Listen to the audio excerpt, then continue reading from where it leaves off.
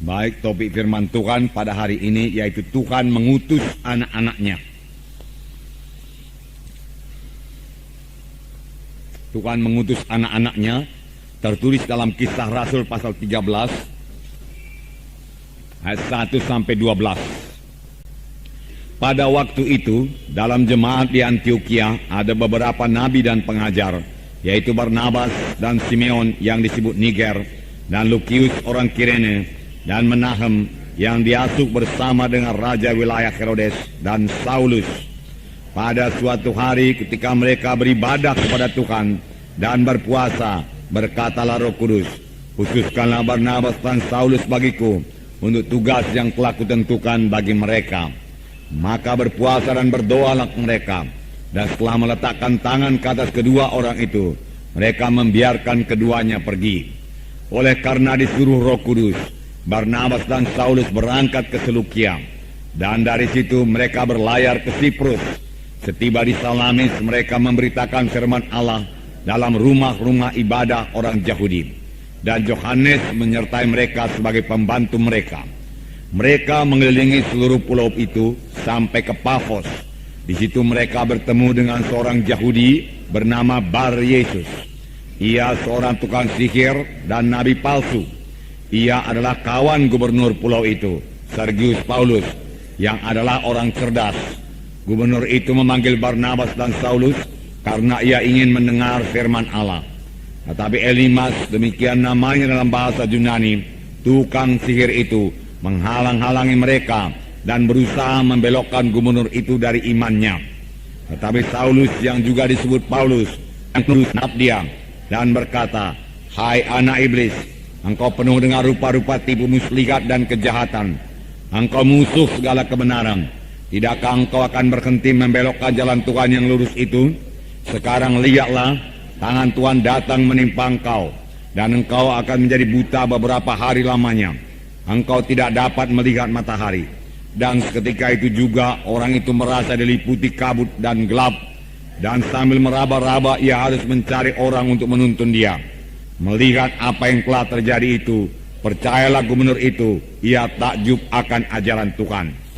Ini dikatakan jemaat di Antioquia dipersiapkan Tuhan untuk mengerjakan pekerjaan Tuhan dalam menjangkau jiwa-jiwa yang bukan bangsa Yahudi yang berada di bawah kekaisaran Romawi. Dan Tuhan memakai Paulus untuk ini, saudaraku. Saudara mengetahui riwayat sidang Antioquia ini. Riwayat sidang Antioquia ini bukan dimulai dari rasul-rasul yang menginjil, tidak. Tetapi dari anak-anak Tuhan yang tersebar karena aniaya. Dari anak-anak Tuhan yang tersebar ini, saudaraku, ada beberapa orang Siprus, orang Kirene, yang bicara kepada orang Yunani, yang bicara kepada orang Antioquia. Dan orang Antioquia, saudaraku, menerima Injil tersebut. Dan saudaraku, berdirilah sidang Tuhan di Antioquia. Dan kabar ini sampai ke Yerusalem. Lalu, saudaraku, sidang pusat di Yerusalem mengutus Barnabas, saudaraku, ke Antioquia. Sesampainya Barnabas di Antioquia, ia bersuka cita dan menasehati orang Antioquia supaya tetap mereka dalam Tuhan. Tetapi Barnabas, saudaraku, melihat pekerjaan yang begitu pesat di Antioquia, lalu dia mencari Saulus, dan berdua mereka mengajari anak-anak Tuhan di Antioquia. Hasilnya yaitu setelah setahun mereka mengajar sidang Tuhan di Antioquia, maka di Antioquia lah orang-orang yang percaya itu mulai disebut Kristen, orang Kristen. Tetapi Tuhan tidak berhenti bekerja, saudaraku. Tuhan mau sidang itu bertambah-tambah dewasa, dan Tuhan kemudian melengkapi sidang di Antioquia ini. Firman Tuhan berkata dalam buku Efesus pasal 4 ayat 11, Tuhan memberikan rasul-rasul, nabi-nabi, guru-guru, pengajar-pengajar, dan penginjil-penginjil. Dan Tuhan telah melengkapi sidang di Antioquia ini. Sini dikatakan, saudaraku, mereka telah memiliki, saudaraku, nabi dan pengajar, yaitu Barnabas dan Simeon yang disebut Niger, Lukius orang Kirene, dan Menahem yang diasuh bersama dengan raja wilayah Herodes dan Saulus. Nah, Pada waktu mereka beribadah kepada Tuhan dan berpuasa, berkatalah Roh Kudus, khususkanlah Barnabas dan Saulus bagiku untuk tugas yang telah kutentukan bagi mereka.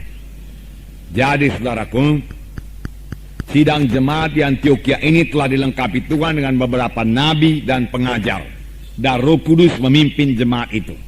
Alangkah indahnya satu sidang yang dipimpin oleh Roh Kudus. Ayat 2, pada suatu hari ketika mereka beribadah kepada Tuhan dan berpuasa, berkatalah Roh Kudus, khususkanlah Barnabas dan Saulus bagiku untuk tugas yang telah kutentukan bagi mereka. Di sini firman Tuhan dengan jelas berkata, berkatalah Roh Kudus. Saudaraku, jadi Roh Kudus itu bisa berkata-kata, saudaraku. Berkatalah Roh Kudus. Saudaraku, mulai daripada perjanjian lama Tuhan sudah bicara.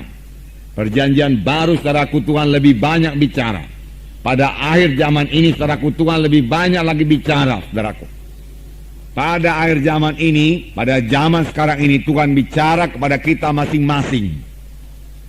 Di sini dikatakan, berkatalah Roh Kudus, khususkanlah Barnabas dan Saulus bagiku untuk tugas yang telah kutentukan bagi mereka. Jadi Roh Kudus bisa berkata-kata karena Roh Kudus hidup, saudaraku. Bukan hanya Roh Kudus bisa berkata-kata, Roh Kudus suka berkata-kata kepada kita, saudaraku. Apakah kita suka juga berkata-kata dengan Roh Kudus? Tentunya kita suka berkata-kata dengan Roh Kudus. Boleh jadi saudara bertanya bagaimana caranya. Sedikit akan kita lihat pada hari ini. Dan kita akan terus bertumbuh, saudaraku, dan mendengarkan suara Roh Kudus ini, saudaraku. Saudaraku, kapankah Roh Kudus berkata-kata, saudaraku? Di sini dikatakan pada suatu hari ketika mereka beribadah kepada Tuhan dan berpuasa, berkatalah Roh Kudus. Ketika mereka beribadah kepada Tuhan, tidak dikatakan ketika mereka berdoa kepada Tuhan. Memang Roh Kudus bisa bicara juga pada waktu kita berdoa, kalau kita memberikan dia kesempatan untuk bicara, saudaraku. Kita perlu mendengar suara Roh Kudus, karena firman Tuhan berkata Roh Kudus memimpinkan kita kepada segala kebenaran. Firman Tuhan berkata demikian, tatkala mereka beribadah kepada Tuhan dan berpuasa. Berpuasa artinya menyangkal diri, supaya mereka bisa memusatkan pikirannya, saudaraku, hatinya kepada Tuhan. Nah, saudaraku, sebagai orang percaya kita juga harus melayani Tuhan, saudaraku. Kerap kali kita hanya minta Tuhan melayani kita. Berikan saya ini Tuhan, berikan saya itu Tuhan. Tidak salah, saudaraku, tidak salah. Tetapi kita juga harus bertumbuh, bertambah-tambah dewasa dalam doa dan pelayanan kita kepada Tuhan, saudaraku. Tidak minta-minta saja, saudaraku. Nah, dalam beribadah kepada Tuhan kita mengadakan pelayanan terhadap Tuhan. Pada waktu itu kita tidak meminta apa-apa kepada Tuhan, tetapi kita bersekutu dengan Tuhan, menikmati hadiratnya, bersyukur dan memuji, menyembah Tuhan. Raja Daud berkata, satu hal telah ku minta kepada Tuhan, yaitu supaya aku diam dalam rumah Tuhan, diam dalam bait Tuhan, dan menikmati hadirat Tuhan, menikmati kehadiran Tuhan. Dia mau tinggal di rumah Tuhan selama-lamanya, seperti sidang di Antioquia. Pada waktu mereka beribadah kepada Tuhan, mereka mendengar suara Roh Kudus. Nah, mereka mendengar suara Roh Kudus. Tapi kalau kita teliti, saudaraku, mereka juga penuh dengan Roh Kudus, saudaraku. Sidang Antioquia ini penuh dengan Roh Kudus. Bahkan Paulus, saudaraku, pada waktu dia melayani, saudaraku, dalam ayat 9 dikatakan, tetapi Saulus, yang juga disebut Paulus, yang penuh dengan Roh Kudus, menatap dia dan berkata. Nah, saudaraku, sidang Antioquia penuh dengan Roh Kudus. Dengan penuh dengan Roh Kudus, saudaraku, iman kita akan diteguhkan, saudaraku. Kita akan bertambah-tambah percaya akan mujizat Tuhan.